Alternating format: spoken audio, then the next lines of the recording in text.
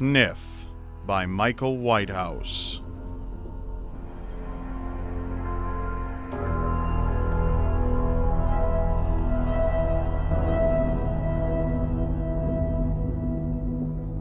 Let me tell you all a story. It's one which I think is interesting, but at the same time frustrating for me. You see, it's not mine, and for that reason I can't develop it myself or adapt it into a complete tale. It's supposedly an experience someone actually had, but the account seems so well-rounded that I'm suspicious of it. I have a niggling feeling that it might come from something already published. I detest plagiarism in any form, and for that reason I'd hate to take the account, build upon it, then later discover I had taken something from another writer. There's also the possibility that it is an urban myth or legend that I'm unaware of. But the truth is, the story bothers me. I really would like to know if anyone here has actually heard of it. I'll do my best to relate it to you now. Is it just a published story, or based on a genuine experience? Many years ago, my dad had a drinking buddy who was also a school teacher. They knew each other well and would often catch up over a few pints, discussing everything from work to politics to almost anything you could think of. The usual pub banter. One night, one specific conversation they had together always stuck in my dad's mind. It was a quiet midweek evening and their local was quite empty, with just a few of the regulars propping up the bar. As they sat there, the conversation ebbed and flowed between the drinkers and the staff, eventually landing on the topic of ghosts. More specifically, did they exist, and had anyone there ever seen one? Of course, as these things go, they all took turns describing strange, supernatural occurrences, things that go bump in the night. All of the stories were the same in that they were second-hand in nature. The accounts were of friends, family, and acquaintances who had encountered the paranormal, but no one there could claim to have seen a ghost themselves. No one, but for the school teacher. The story he told my dad and the others there that day was that he had been privy to something quite frightening a few years earlier. In a suburb of Glasgow called Govanhill, he had an aunt. The man was caught between moves and needed somewhere to sleep for a few nights, and so she happily took him in.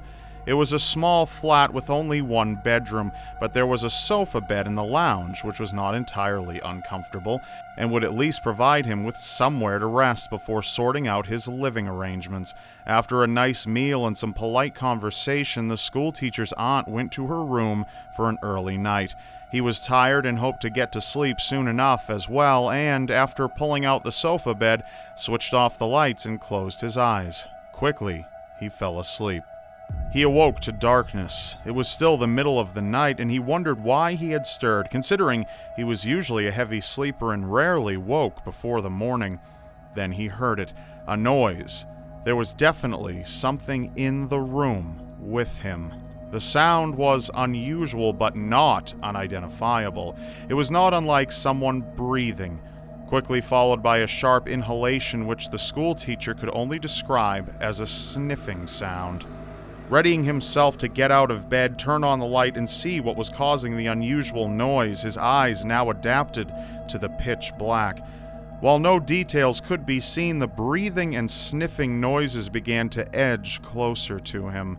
He was now convinced that there was something unwelcome in the room with him, and by the shuffling noise which now accompanied it, he was certain it was substantial. Of course, he was panicked. Part of him wanted to rush into his aunt's room and barricade the door. Another part preferred to stay still and not disturb whoever was there. Perhaps they had a knife. The thought of some burglar stumbling around in the dark with a blade only made him more apprehensive. He decided that he would lay there quietly and bide his time.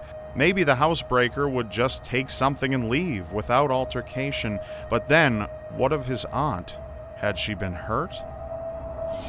Then a warm, moist breath blew across his face as someone leaned over him.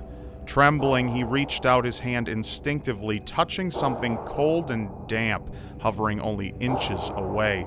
Leaping out of bed in horror, he knocked over a table as he made his way to the door, tripping clumsily and landing on the floor with a painful thud. The schoolteacher's aunt found him in the hallway, dazed, yelling for her to get out of the flat. She seemed strangely unafraid, and after switching on all the lights, showed him that the place was quite empty, including where he had slept. Calming his nerves with a drink and a snack, she sat him down and explained what she believed had happened. The story goes, and this part I know to be true, that underneath Govanhill, and therefore his aunt's flat, there once lay a large network of prosperous and important mines in the 19th and early 20th centuries. While they had been the site of many unfortunate cave-ins, gas leaks, and accidents, the aunt was convinced that she had often heard in that room the noises of those who had lost their lives down there. While she had never experienced anything quite as potent as the schoolteacher, who was visibly shaken, she was more concerned about the poor apparition of an old pit mule trapped in darkness, trying to sniff its way out from that suffocating place with only its cold, damp nose to guide it. Special thanks to Michael Whitehouse for writing and allowing me to read this story. You can find more of Michael's content linked in the description below. Also, of course, if you'd like more dark and disturbing content from me, please be sure to click subscribe on screen now or below this video. And if you would like to tune into last episode, you can also click on screen now or head down into the description below, and there is a link down there for you. And I will see you next Monday.